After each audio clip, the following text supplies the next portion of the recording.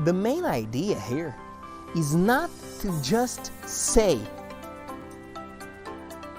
not to just share your opinion, your point of view.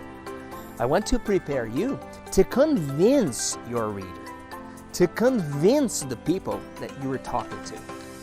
And to do it, my friend, we need to think about 3 things. Hello, my friend! How are you? Talk to me. How are you?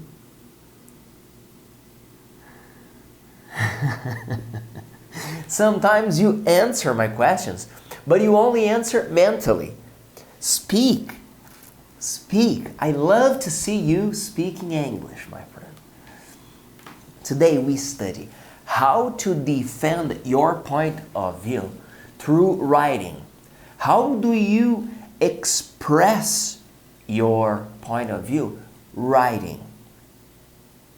And I'll read some sentences written by Plato, one of the Greek philosophers.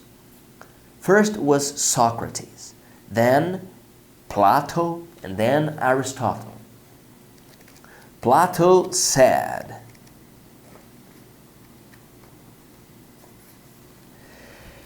"Time will transform a big amount of your opinions."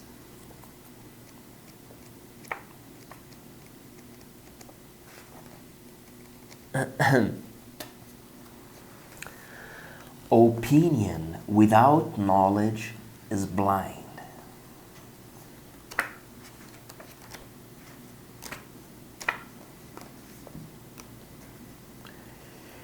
A wise man will always want to be next to someone who is wiser than him. With that in mind, we start our stretching. Flight mode. Please grab your phone and leave it on airplane, flight mode. If you can isolate distractions, isolate noise, even better. Right now, I am 100% here with you, focused, concentrated, paying attention in your progress. Let's stretch. Today, we're going to stretch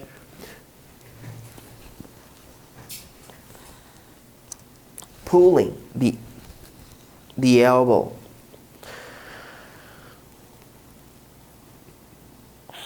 One, 2, 3, 4, 5, 6, 7, 8, 9, 10. Stretch and pull the other arm. 1, 2, 3, 4, 5, 6, 7, 8, 9, 10. All right. Now to the front. Now release your arms.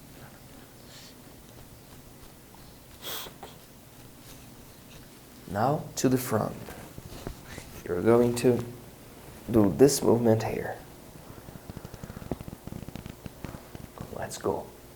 1, 2, 3, 4, 5, 6, 7, 8, 9, 10.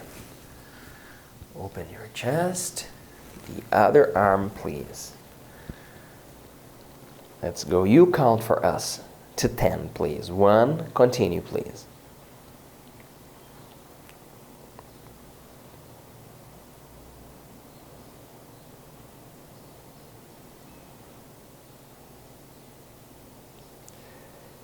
All right.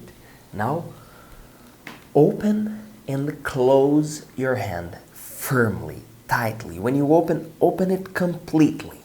When you close it tightly. Here we go. 1, 2, 3, 4, 5, 6, 7, 8, 9, 10. Okay, release your arms. I'm sweating already, as always. Now, we're going to do this movement here. We're going to lift. Please, your feet must be on the ground. Touch the ground with your feet. And we're going to do this movement here. 1, 2, 3, 4, 5, 6, 7, 8, 9, 10. All right. Release your shoulders. Release your arms. The last exercise. Do this and you're going to close. If you can touch your elbows, fantastic. I can't. I don't have enough stretching for that. Let's go 10 times. 1, 2, 3, 4, 5, 6, 7, 8, 9, 10. All right. Release your arms. I'm sweating. This is a good sign. Now let's breathe together. We're going to breathe in. We're going to hold and breathe out. Hold, breathe in. Hold, breathe out. Okay?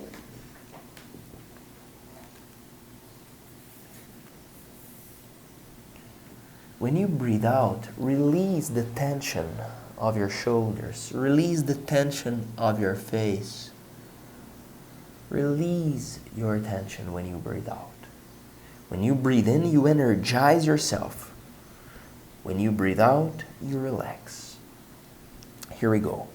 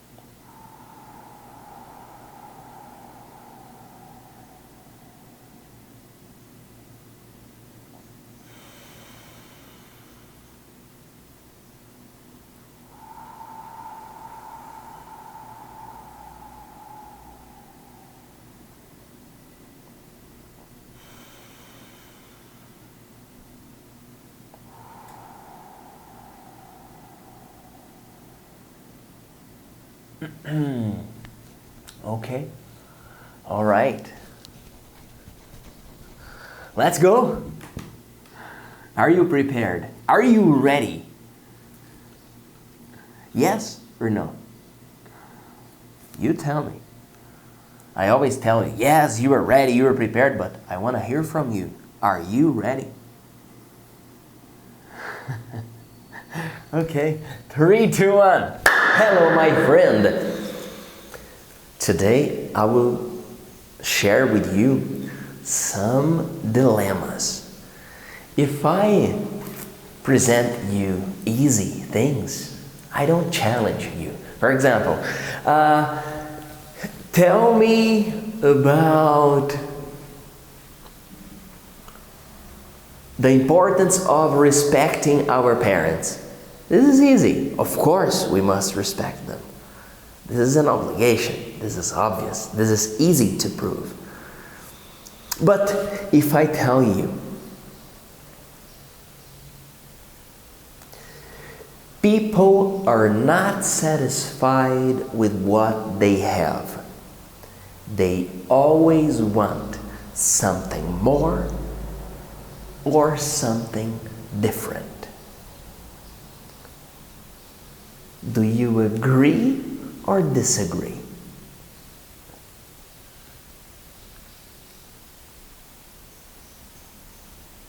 If you agree with this point of view, you are going to tell me arguments that show, that prove that people want something different. You can tell me, yes, we human beings have this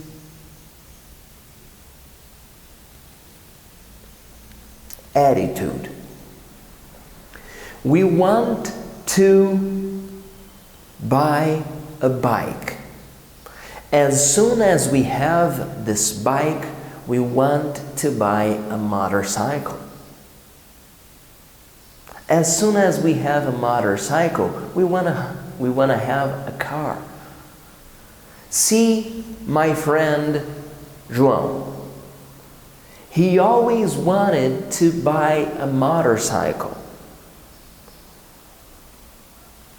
2 months ago I met him and he told me, I want to buy a car.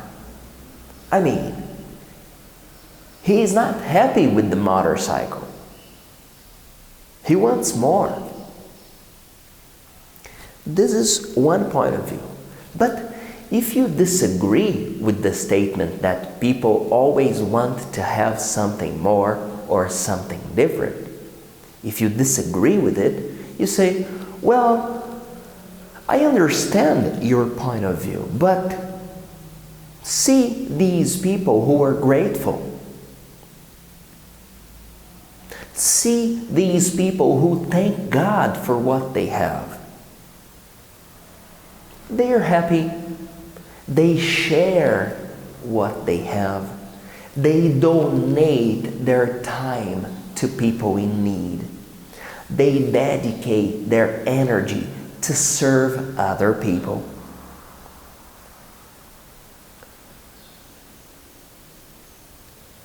When you were telling me this, you were showing me that not everyone wants to have more and more and more.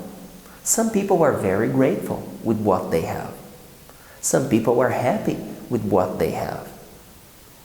Some people prefer to have a simple life, a modest life, full of love, attention, affection. So when you were answering the statement, you were going to show facts, examples that illustrate your opinion. Another idea to ask you if you agree or disagree. There is nothing that young people can teach older people. Do you agree or disagree?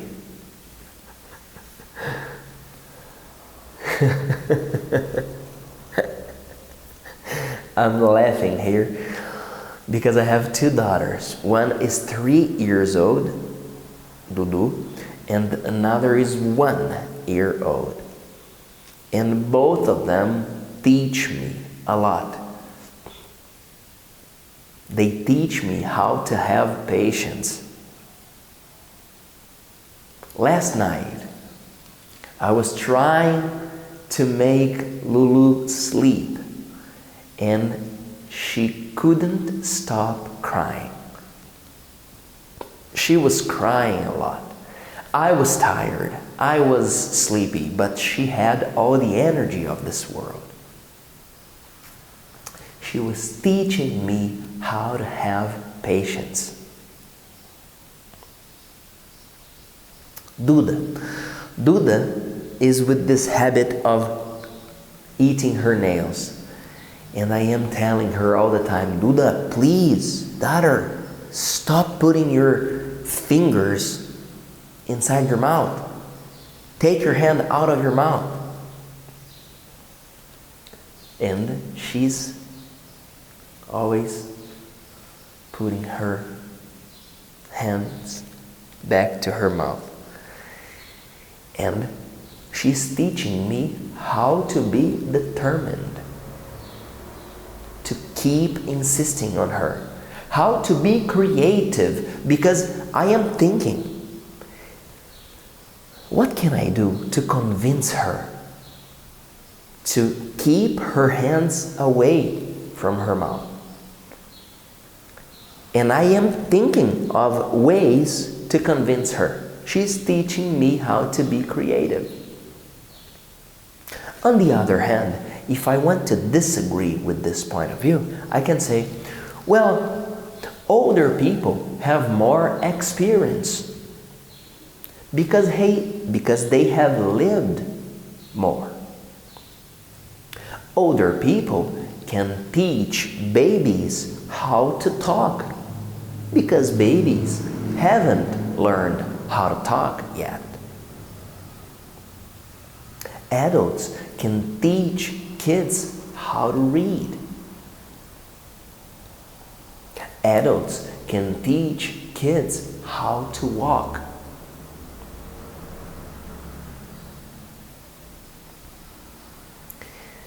You know, when you defend your point of view, you must understand what the other person is thinking, and then you show your point of view.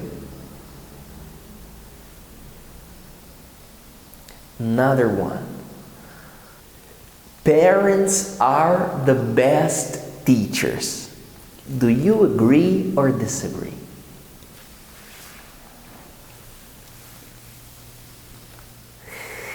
If you agree, you can say, yeah, parents are the best teachers because they are present, they are there watching their kids, they teach their kids how to behave, how to live in society. This is one point of view. But what if these parents behave badly? What if these parents smoke, drink? What if these parents are disrespectful with other people? Can they be the best teachers? I believe we adults must teach our kids through example. It's easy to say, to talk, do this, do that, but what really teaches them is how we behave, how we act. Our attitudes talk louder than our words. Do you agree or disagree?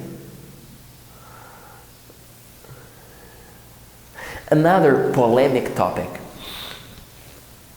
Boys and girls should attend separate schools. Do you agree or disagree? Comment your opinion here. I'm not going to answer this question. 3, 2, 1. Hello, my friend. Let's talk about how to write about our point of view. Here we go.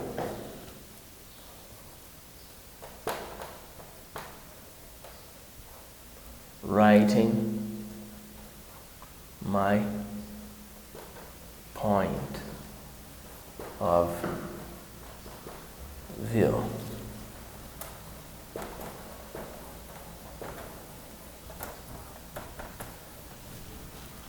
First thing, wear your reader's shoes. If you understand your reader's point of view, it's easier to use words, to use arguments, to articulate your ideas in a way that he or she will understand you. Let's start with one sentence here.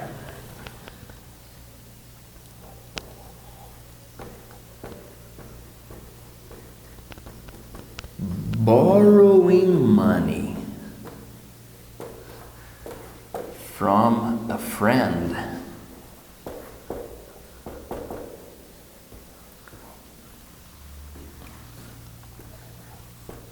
will harm the friendship.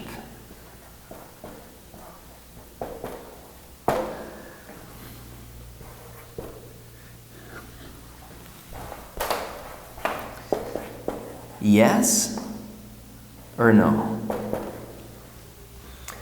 Borrowing money from a friend will harm the friendship. Yes or no? If yes, if you think yeah, involving money with friendship will not end well, you say, you can start saying, money is a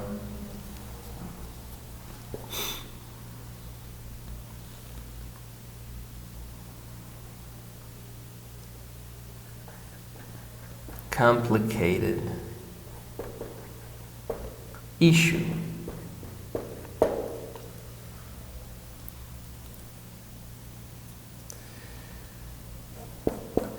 If you borrow it from a friend, you will have trouble because your friend won't be comfortable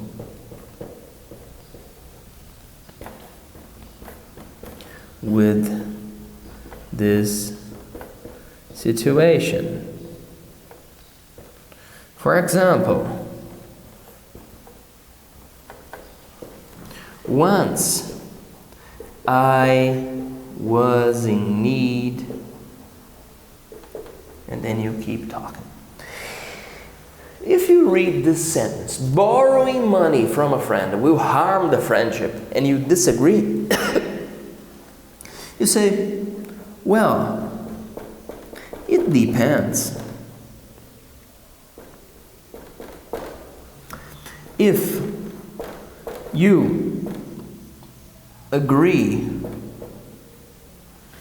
about when you will return it and you keep your word, that will be an opportunity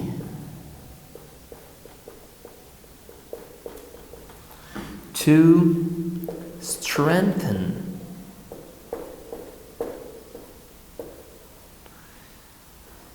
your friendship. Friends are, I'm not sure if you can see what I'm writing. Friends are happy to help.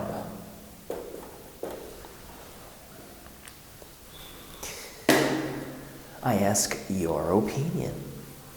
What is your opinion about it? Money affects positively or negatively a friendship.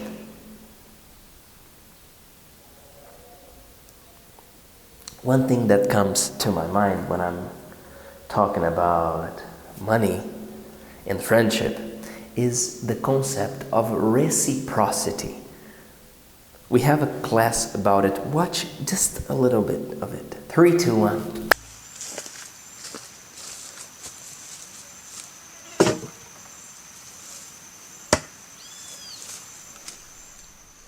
Hello, my friend! Tô feliz de ver você aqui. Eu sei que a cada aula que você assiste é um passo a mais para refletir, para colocar em prática o que nós temos visto. E hoje nós começamos com a primeira arma da persuasão. Não quero fazer nenhuma preferência das armas, mas tenho que te dizer que,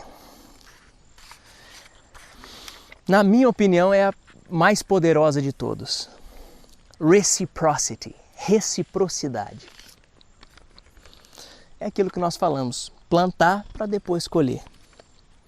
De acordo com sociólogos e antropólogos, uma das normas mais generalizadas e básicas da cultura humana está corporificada na regra da reciprocidade. Ela requer que uma pessoa tente retribuir na mesma moeda o que outra pessoa lhe forneceu.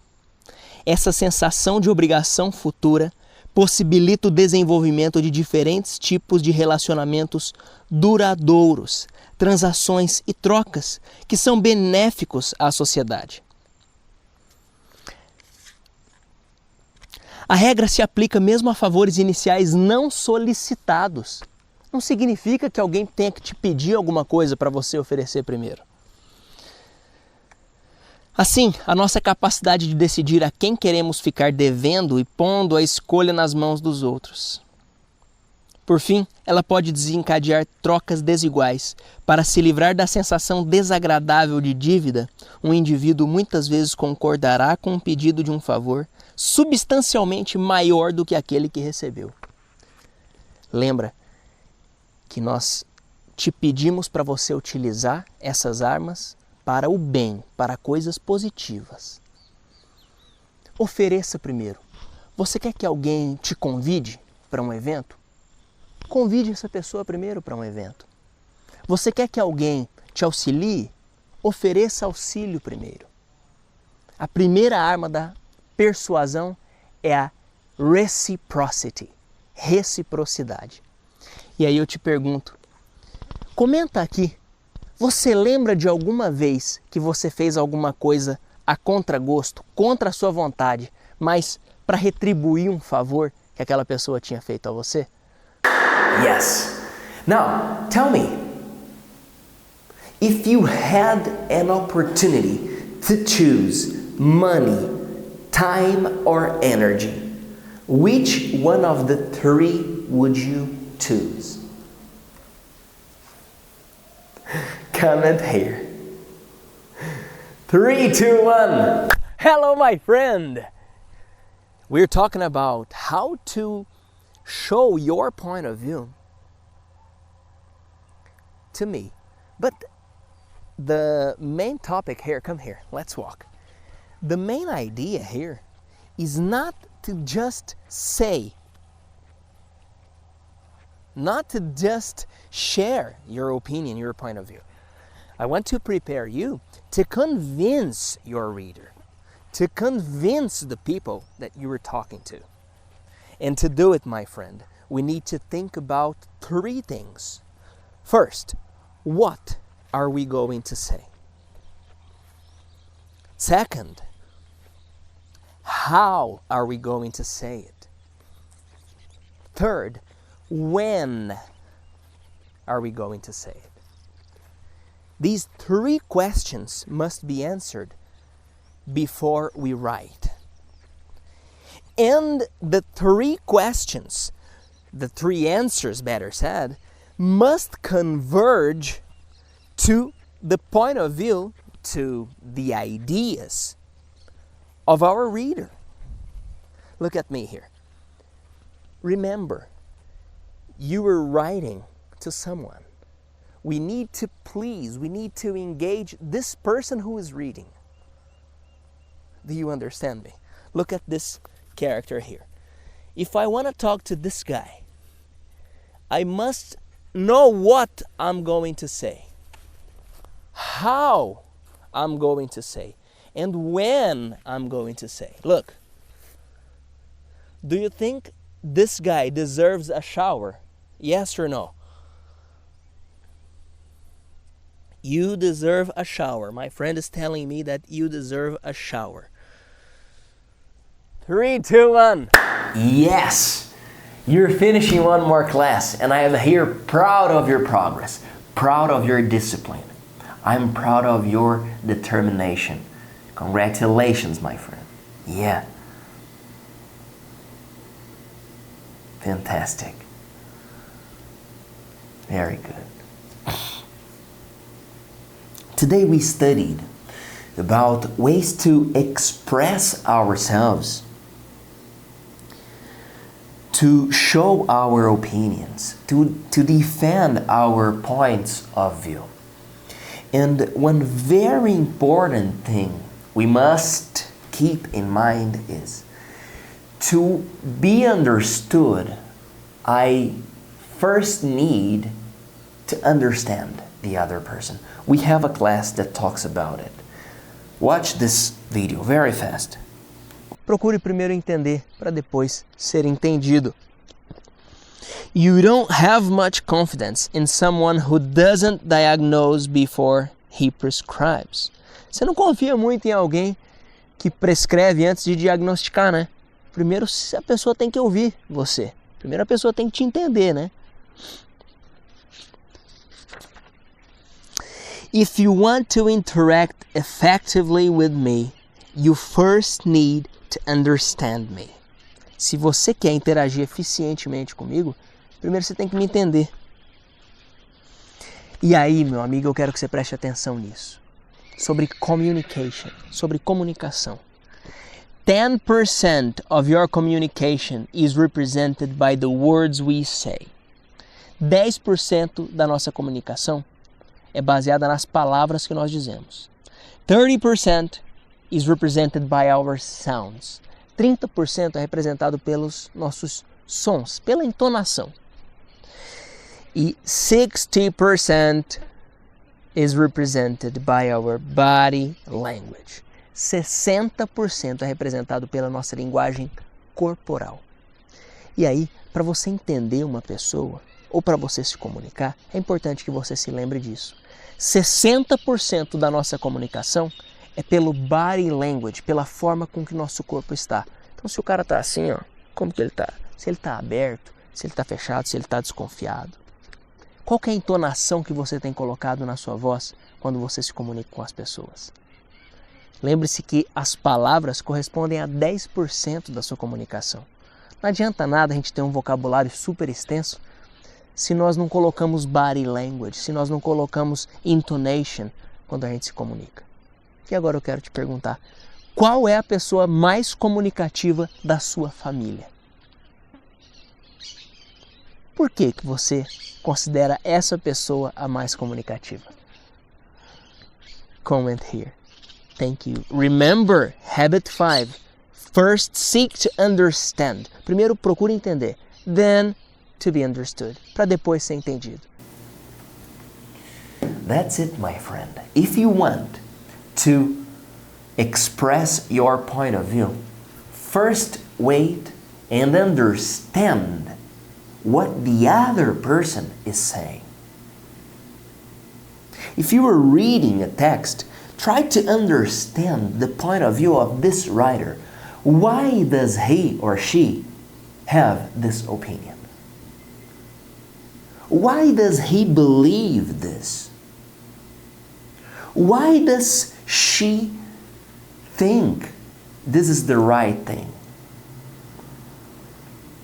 If you first understand, it's much easier to be understood later because you talk in a way that connects with the other person. If I'm not worried about my reader, I can write whatever I want, but will my reader finish my text? Will my reader take the time to understand my point of view?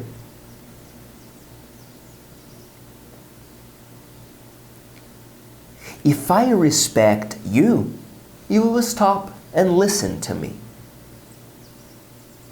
If I am rude,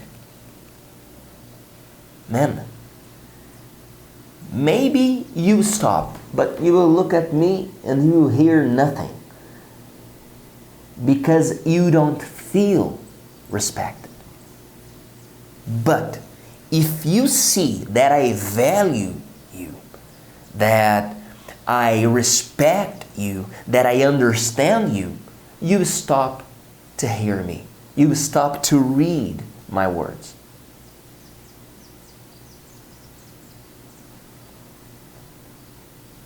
And now I remembered another